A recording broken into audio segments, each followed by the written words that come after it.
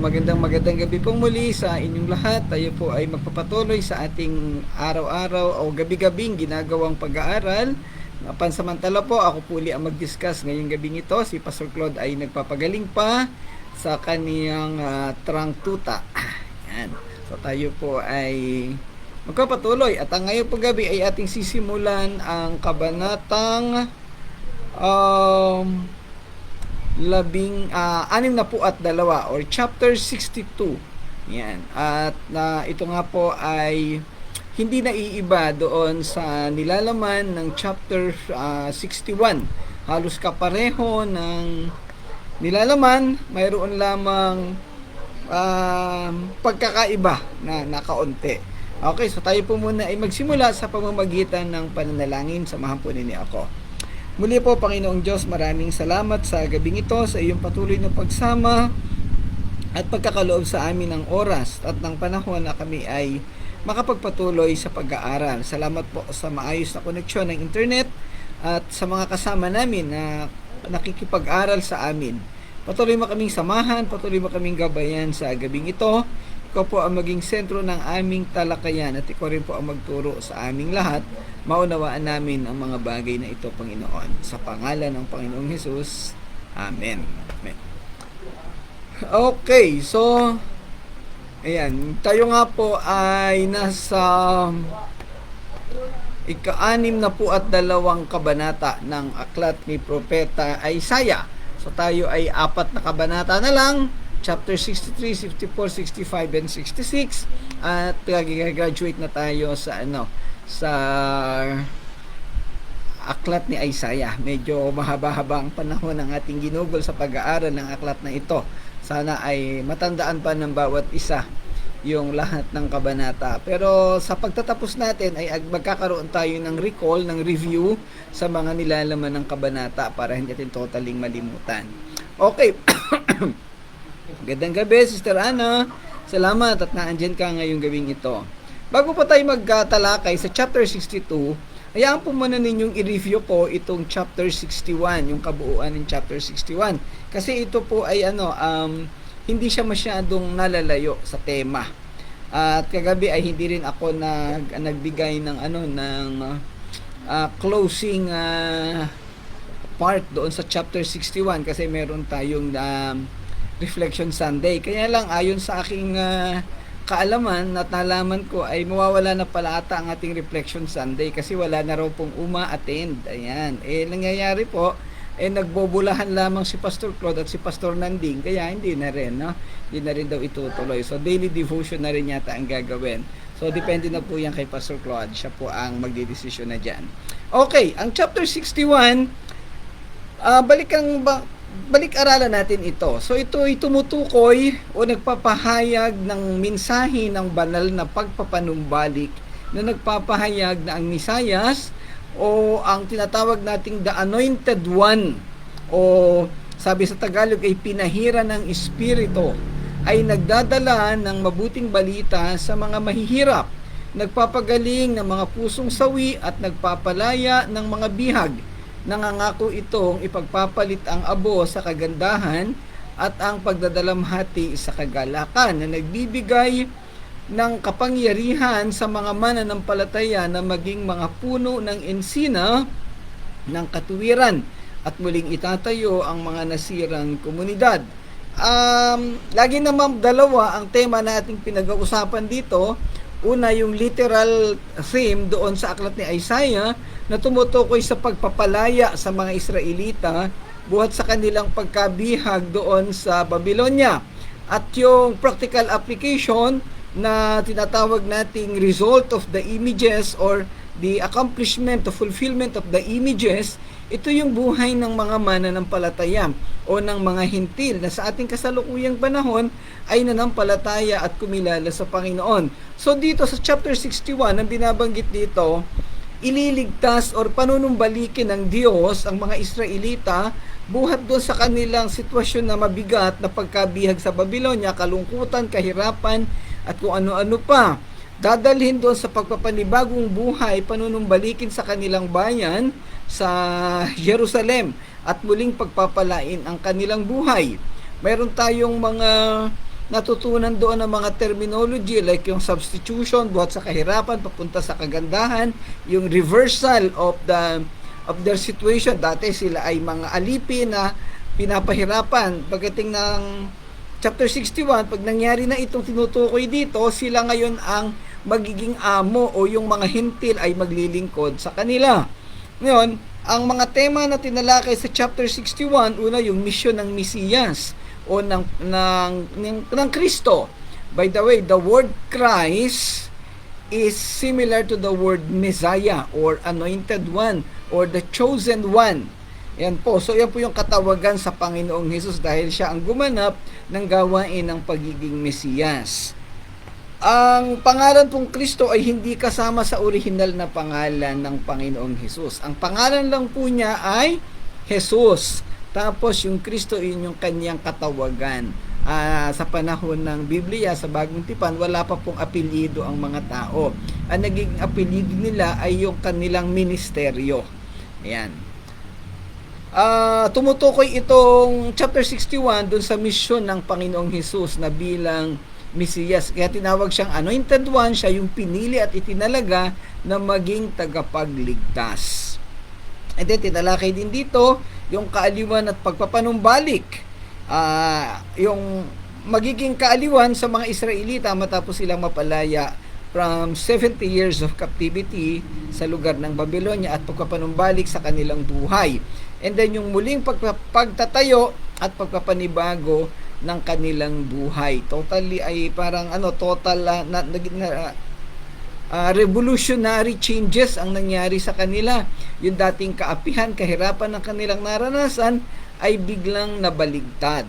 And then syempre mamumuhay sila doon sa puno ng katwiran. Yung kagabi o nung isang araw diniscuss natin yung damit ng I think kagabi to, damit ng kaligtasan at balabal ng katuwiran. Yan. And then of course, finally, yung walang hanggang tipan na siyang pangako ng Diyos sa mga tao na mangyayari, mararanasan at ipapatupad. Ito'y tumutukoy doon sa kaligtasan o doon sa buhay na walang hanggan. Now, dito naman tayo sa chapter 62. Ang chapter 62 naman ay nagbibigay din sa pagpapanumbalik at kaluwalhatian ng Israel o ng Jerusalem sa kabilang sa mga talatang sentro ng kabanatang ito ay ang verse 1, verse 7 at verse 3. Tatalakayin natin yan isa-isa. Ngayon, halos pareho ang tema ng chapter 61 at 62. Ang tanging pagkakaiba lang, ang 61 ay nakatuon sa misyon ng Mesiyas o yung the anointed one. Tumutukoy siyempre sa kaligtasan. Samantalang ang chapter 62, yung tatalakayin natin ngayon, ay nakatuon naman sa walang sawang pangako ng Diyos na ibalik ang Jerusalem at ipagtanggol ang kanyang bayan gamit ang isang bagong pangalan at kaluwalhatian. Kumbaga, doon sa chapter 61, mas idiniin yung role ni Jesus Christ, samantalang dito sa 62, idiniin yung role ng Panginoong Diyos, ng God the Father. Ayan, so sana wala na tayong confusion doon. Bakit may God the Father, may God the Son? Dapat alam na nating lahat iyan. Ayan, Trinitarian doctrine po tayo. Three persons in one. Okay? Ayan po. Ang kabanatang 62 ay nakasentro sa pagpapanumbalik ng Jerusalem.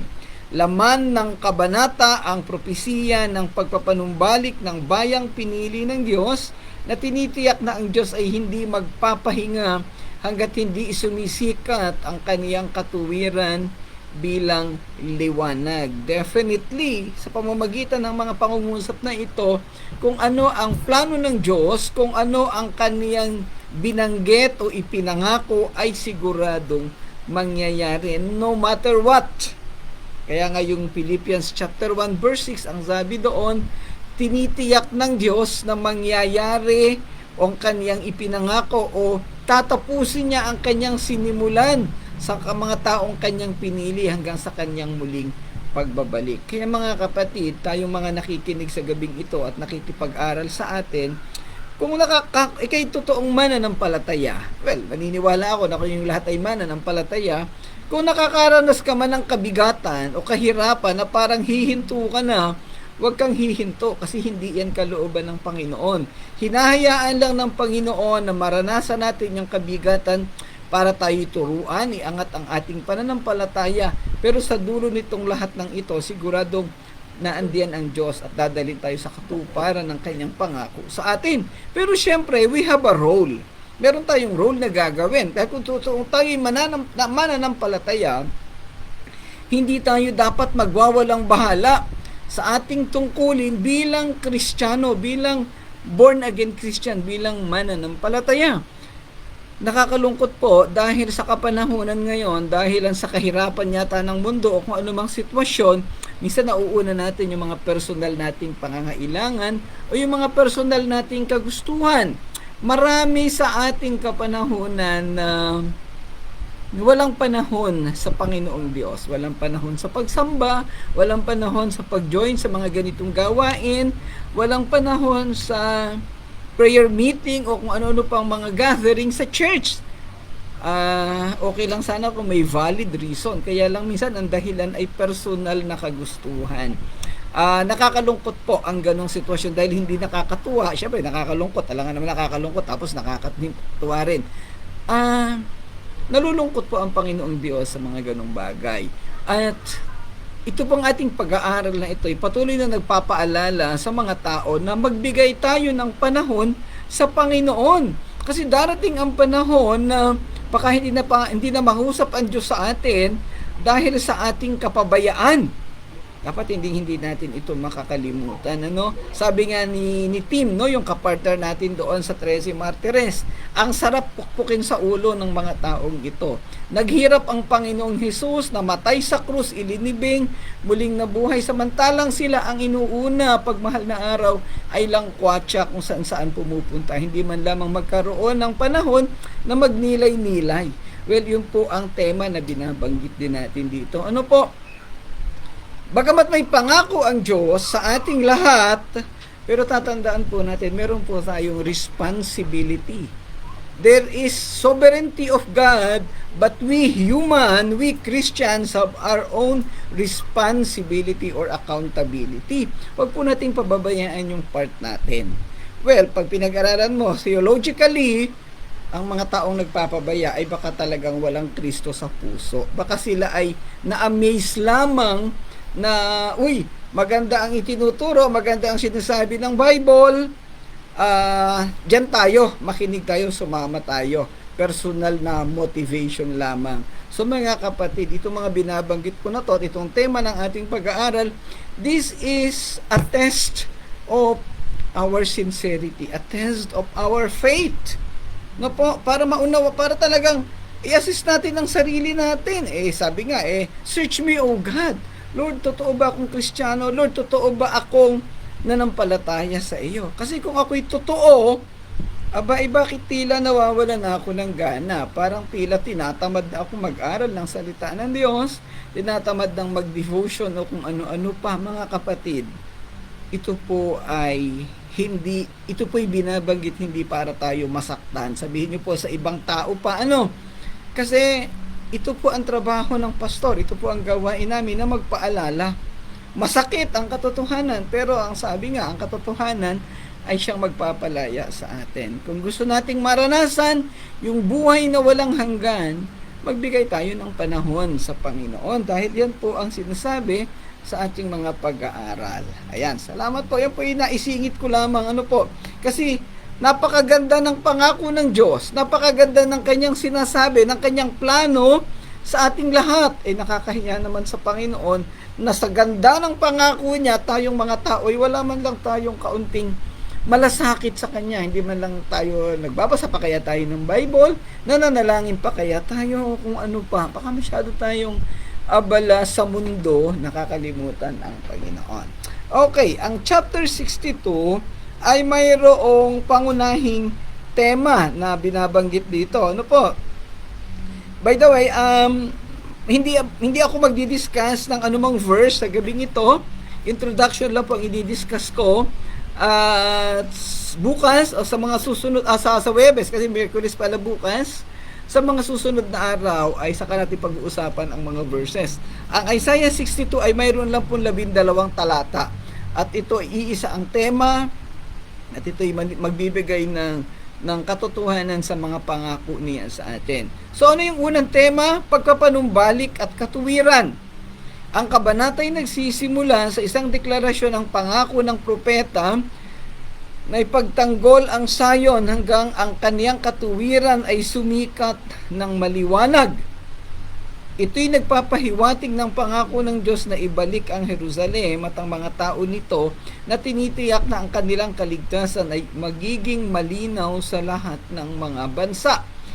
Sa mga nakalipas nating pag-aaral, binigyang diin natin na ano't ano man ang sitwasyon, hindi mapipigil ang plano ng Diyos. What God has planned, God will fulfill it.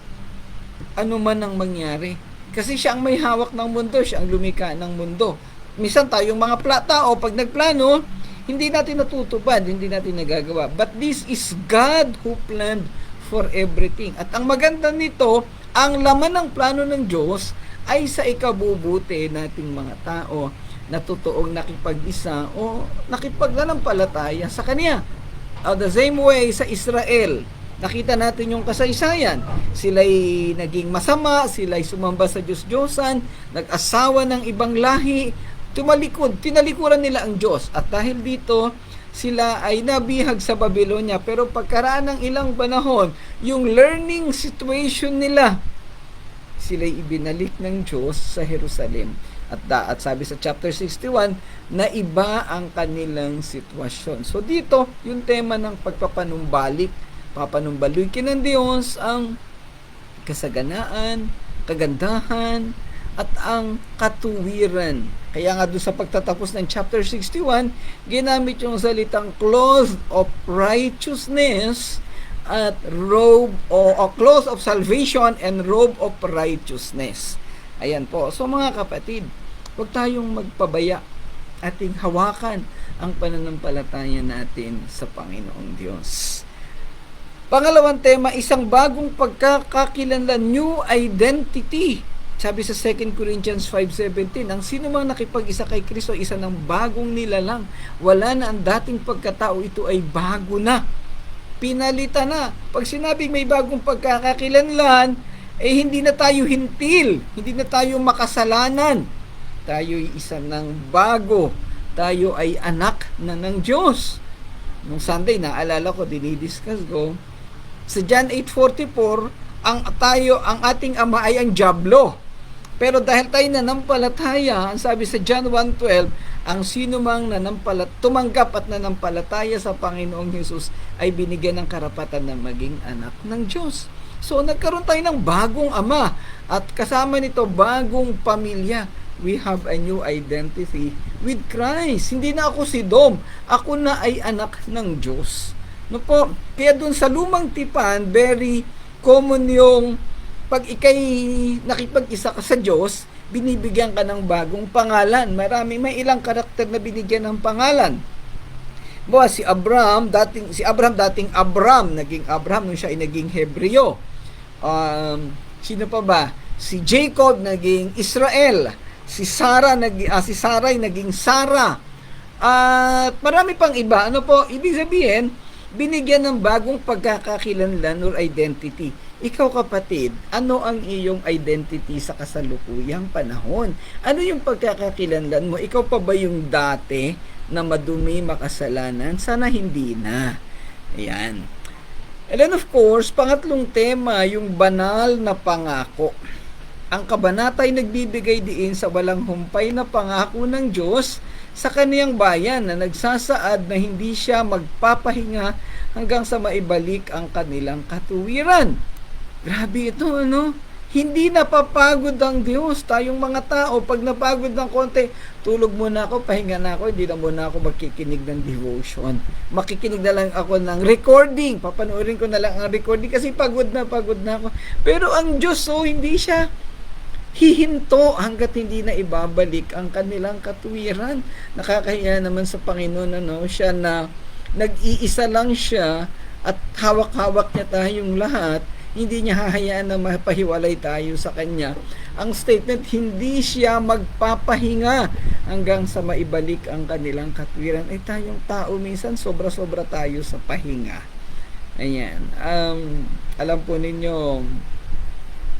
well, hindi ko naman sinasabing gayahin ninyo ako kasi simula po noong hindi ko na matandaan kung kailan, hindi na ako sanay magpahinga. Pagka ako po'y umabot yung 30 minutes na wala akong nagawa, let's say inantok ako, nakatulog ako, naiinis ako sa sarili ko. Well, hindi naman yan po'y normal na sitwasyon na ikwento ko lang po. Pag ikaw po ay totoong mananampalataya, pag ikaw ay totoong nakakapit kay Kristo at naglilingkod, hindi ka magpapahinga. Kaya nga sabi ni Pablo sa mga taga-Tesalonica, pray unceasingly. But of course, hindi naman ibig sabihin hindi ka natutulog. Hindi naman po ganoon literal yung ganoong bagay. Sabihin lang, dapat hindi mawawala yung devotion natin, yung ating panahon sa Panginoon. Kasi ang Diyos mismo hindi nagpahinga para sa atin. Up to His death. Patay na nga. Pinilit pa na, hindi man pinilit, sorry, mali ang term. Baka ako'y maging heretic. Ano po? Patay na pero nabuhay muli at siya'y umakyat sa langit. Ang lahat ng ginawang proseso ng Panginoong Diyos ay para sa ating kapakinabangan. And yet nakakalungkot, tayo'y nagwawalang bahala. Ayan. And then, mga bantay at pamamagitan. So dito, along with this chapter, may binabanggit itong maging tagapagbantay, watchmen, no? Bantayan. Maraming bagay na dapat bantayan. Pero dito, bantayan yung pagbabalik ng Panginoon. Kaya nga may fourth watch, ika-4 na pagbabantay daw. Doon nila hinugot yun eh. Pero hindi po tayo ganon. Ito ibig sabihin, bantayan, ang isang babantayan natin, yung ating ugali, yung ating buhay, yung ating commitment sa Panginoon, sa ating paglilingkod, at ang pagbabalik ng Panginoon. Ang sabi doon sa mga komentaryo, nananawagan si Isaiah sa mga bantay na maging mapagbantay. Syempre, bantay sila eh. Ang bantay po'y nagbabantay, hindi natutulog. Yan po ha, yan po ang pagkakaiba noon. Kung ikaw ay tagatulog, matulog ka ng matulog. Pero kung ikaw tagapagbantay, magbantay ka ng magbantay. Kaya po, kung ikay pastor, magpastor ka na yan. Sino ba dito yung mga pastor yan? Okay. Kaya says, kung ikay aawit, ay umawit ka ng umawit, wag kang hihinto. Okay. Binibigyan din ito ang kahalagahan ng panalangin sa pamamagitan ng buhay ng komunidad. Ang isang Kristiyano, ang isang mananampalataya na totoong nakipag-ugnay kay Kristo sa Panginoong Hesus ay tuloy-tuloy ang buhay. Yung salitang devotion, devote, ibig sabihin naglalaan ka ng panahon para sa Kanya.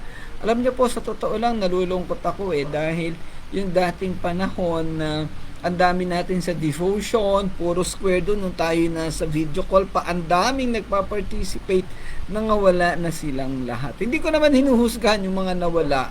Baka naman talagang mga busy lang. Ang daming nag-join sa iba't ibang bansa, mga kaibigan ko dati, ngayon wala na sila lahat. Kaya si Pastor Claude po nadidismaya. Kasi yung Sunday reflection, ginawa yan para mas malayang makapagbahagi na ng bawat isa. Pero nangyayari, nagkukwentuhan lang po si Pastor Claude at saka si Pastor Nanding. Nakakaawa naman yung dalawa. Kaya, nung Sunday, late ako, kasi galing ako sa Bible study, inabutan ko sila, nagpapaalaman na. Ayan, okay lang yan. Ganun po, nakakalungkot Nung isang kagabi ba yun, Pastor Claude, may ibinigay na picture si Pastor Claude Sabi ko, ang dami ng touching lives, puno yung sanctuaryo, nalungkot akong bigla kasi parang 110 na lang yung natitira kasi mga 35 yun, ngayon 3.5 na lang. Nakakalungkot pa nangyari sa anyway, yun po, nakakalungkot po ang sitwasyon. Well, syempre yung lungkot natin na andyan, pero ang mas sigit po nakakalungkot yung kahahantungan ng mga taong nawawala sa church. Dito po sa San Rafael, mabanggit ko lang, ang daming mga taong nabahagi na ng Ebanghelyo. Nagba-Bible study kami dati. Siguro kung lahat-lahat ay pagsasamahin, mga kulang-kulang 100 na yan Kaya lang, ilan na lang ang natitira eh. Walang less than 5% na lang ba? So, yun po. At ang nakakalungkot, ang lahat ng nagsialis ay namumuhay sa kasalanan. Mayroong mga babae na nakatagpo ng boyfriend, sumama na sa boyfriend at nagsama na sila. Yan. Okay lang Pastor Edgar. Part lang ng discussion natin. Ito po general naman yan eh. Merong nagsabi sa akin na nawala sa gawain, bigla na lang nag-chat, Pastor, pwede bang bumalik ako sa church? Abay, pwede. Syempre, ako bang pastor ang hindi? So, binibigyan natin ng responsibility during that time. Noong hindi ko alam eksakto, pero nagkaroon ng problema yata sa buhay. Ayan, hindi na rin siya umabalik ngayon. At nakikita ko, nakakasalubong. Binabati naman ako. Nagmamano pa. Kaya lang ay namumuhay sa kasalanan. So marami pong ganoon. Ay kinakalungkot ko po bilang pastor, hindi lang dahil sa nasira na nawala yung lago ng church. Ang ikinakalungkot po natin ay yung kapahamakan na mangyayari sa mga tao. Nakakalungkot po kasi wala naman tayong magagawa. Hindi ko naman po pwedeng pagdating ng rapture, hali kayo, sumabit kayo sa sinterera ng pantalon ko o dun sa sintas ng sapatos ko, hindi naman po pwedeng ganoon, di ba? Individual po yan. Kaya nakakalungkot. Mga kapatid, paalala po ang lahat ng ito. Atin pong buksan ang ating mga puso, ang ating mga isipan sa mga bagay na ito. Dahil ito po ay para sa kapakinabangan natin, hindi lang sa kasalukuyang panahon, kung hindi sa dulo ng walang hanggan. Parang kanta yun na. Basta hanggang sa dulo ng walang hanggan. Ano? Ayan. Okay, so yun po. Kasama sa tinatalakay sa chapter 62, yung tinatawag ating daan ng kabanalan. The path of holiness. Nagtatapos ang kabanata sa isang panawagan upang ihanda ang daan para sa pagbabalik ng Panginoon, na binibigyang diin ang pangangailangan para sa espiritual na kahandaan at ang pag-aalis ng mga hadlang para sa mga tinubos na makabalik sa sayon. Pansinin natin yung pangungusap dito. Pangangailangan para sa espiritual na kahandaan, spiritual readiness. Ano bang naisabihin ng spiritual readiness? Yung ating mga puso. Baka pag tinawag tayo ng Panginoon, sis, halika na, punta na tayo sa langit. Lord, saglit lang. Ay, wait lang Lord, wait lang. Ay, hindi po pwedeng ganoon. Ano? Pagtawag sa'yo, oy, punta ka na kagad. Lord, naiwan ko yung cellphone ko. Teka muna, baka may mag-chat. Ay, hindi po pwedeng ganoon. Ano? Automatically. Ito yung nasabi dito, we must be ready. Related sa sinatawag nating bantay or watchman. No? At yung pag-aalis ng mga hadlang para sa tinubos na makabalik sa sayon. Ano ba yung mga hadlang na binabanggit dito? Kasalanan, maling pamumuhay, pagiging makamundo, hindi naman masamang magtrabaho, hindi masamang gumawa ng mga bagay na ginagawa natin sa mundo. Kaya lang kung napapabayaan natin yung paglilingkod sa Panginoon, yun ang nagiging masama, nakakalungkot po yan. Ang Israel, matapos silang palayain sa Babylonia, ay isinuko, binago ang kanilang buhay. At again, ito po ay imahe ng mga bagay na gusto ng Diyos na mangyari sa atin. Baguhin din natin ating buhay. Alisin ang mga hadlang. Kaya nga po, sa totoo lang, yung mga nangyayaring nakakaranas ng kahirapan at kabigatan, those are signs na tayo binabasag ng Diyos kasi yung mga laman ng ating damdamin na mabibigat, yan ang hadlang. Hindi tayo makakarating sa langit kung mayroon tayo ng ganiyang hadlang. Gusto ng Diyos na wakwakin ang mga dibdib, mga puso natin, ang mga damdamin para mawala ang mga hadlang na yan at malaya tayong makasama sa Panginoon. We can be spiritually ready. Yan po ang ating dapat na isipin. Kaya kahit iilan na lang ang nag-join sa devotion, sa prayer meeting, ay tuloy-tuloy po ang ginagawa natin. At least, importante na maipahayag natin ang mga bagay na ito. Kahit mahirap, sa dami ng ginagawa, pinipilit pa rin natin ma-upload ng maayos doon sa page ng Touching Lives at saka sa YouTube yung ating mga video. Kaya lang parang wala namang nagbibisita, walang nagbubukas. Yun po. At least yun ay naandyan lang. Anytime na magkaroon kayo ng interest, nandyan lang po iyan. Okay, ang Jerusalem ay minamahal at pinoprotektahan. Ang talatang 1 hanggang 5 ay nagpapahayag ng bagong pagkapangalan at kagalakan ng Sayon. Ayan, so dito may mga binanggit itong mga pangalan at tatalakayin na lamang ito sa pag-discuss natin dito. Ang Isaiah chapter 62 verses 1 to 3 o yung talatang 1 hanggang 3 ay nagpapahayag na ang darating na katwiran at kaluwalhatian ng Sayon.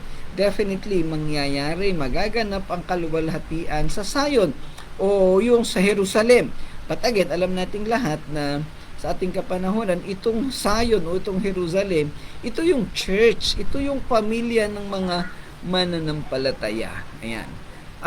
Sa verses 4 and 5, tinutukoy dito na mahal ng Panginoon ng Sayon tulad ng pagmamahal ng isang lalaking ikakasal sa kaniyang nobya.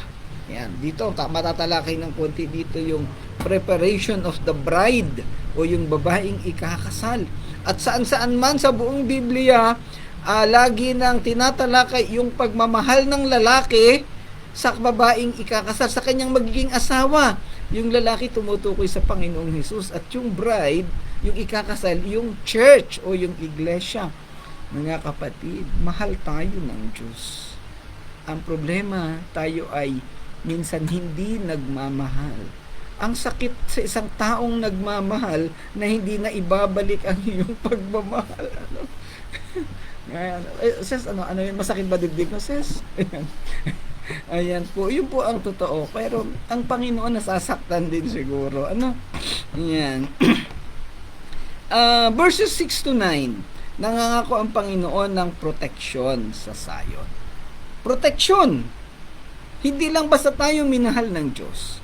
Hindi lang basta minahal ng Diyos ang Israelita, sa halip proteksyon. Kaya nga may binabanggit sa John chapter 10 na hawak-hawak niya tayo at hindi tayo maaagaw ninuman. Kaya nga namatay at muling nabuhay ang Panginoong Hesus para bigyan tayo ng proteksyon. Sa Romans chapter 8, sinasabi doon na walang makapaghihiwalay sa atin sa Panginoon. There is no separation. Ayan. Okay. At sa verse 10, dadalawin ng Panginoon ang Jerusalem. So, symbolism ito ng pagbabalik ng Panginoon. Babalik siya, tayo kaniyang kukuhanin para totally alisin tayo sa kahirapan ng mundo. And finally, sa verses 11 and 12, ang Mesiyas ay darating sa Sayon. So actually, pareho naman yun ng verse 10. So, again, ito po'y pangako. Ito'y propesiya at pangako sa Israel na simbolismo ng mangyayari sa ating buhay ng mga mananampalataya. Tingnan natin ito at asahan. Naalala ko yung lugar, yung simbahan sa Thessalonica, mga 3-year-old Christians yung mga tao doon, nag-isip sila na tamarin kasi dadating naman na daw ang Panginoong Hesus. Kaya lang sila ay sinita ni Apostol Pablo, ituloy niyo yung buhay niyo kasi tuloy-tuloy kahit dumating ang Panginoon, kahit malapit na siyang dumating, dapat makita ng Panginoon. Ang sabi tinatalakay dito na magbantay, ipagpatuloy ang buhay, huwag matutulog, no? Hindi man literal na huwag matutulog, sabihin huwag lang patulog-tulog. Ayan, so yun po ang nilalaman. Alam po ninyo, napakaganda ng mga talatang ito at alam mo yung parang teleserye na pag isang linggo na lang ang natitira at ending na, andun na yung climax, andun na yung kagandahan. Nasa ending na po tayo. Chapter 62 na tayo. And then 63, 64, 65, 66. Ano na po, kumbaga sa teleserye ay nanghihina na yung kontrabida. Lumalakas na yung bida. Ayan po. Masasama ko nababagit ang ating talakayin. Pero yun po mga kapatid. Sana yung mga susunod na kabanata, huwag nating mamiss. Kasi napaka-importante po nito. Of course, pagkatapos nito, we will start with the new book, Jeremiah, marami pa po, hanggang Revelation po ito. Ayan. So, mga kapatid, sana magbigay tayo ng panahon sa ating gawain, patuloy nating pag-aralan ang salita ng Panginoon. Let us devote our time para sa Panginoon. yun palang offering ngayon sa Diyos eh.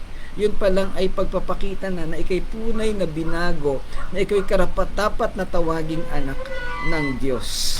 Ayan, so tatandaan po natin, napaka-importante ng pagbibigay natin ng panahon sa Panginoon at sa ating gawain. Okay?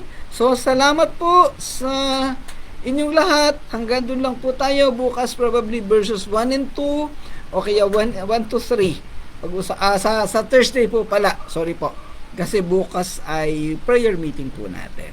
Okay, kung mayroon po kayong mga katanungan tungkol sa ating mga tinalakay at sa mga tatalakayin pa, magtanong lang po kayo. Mag-chat lang po.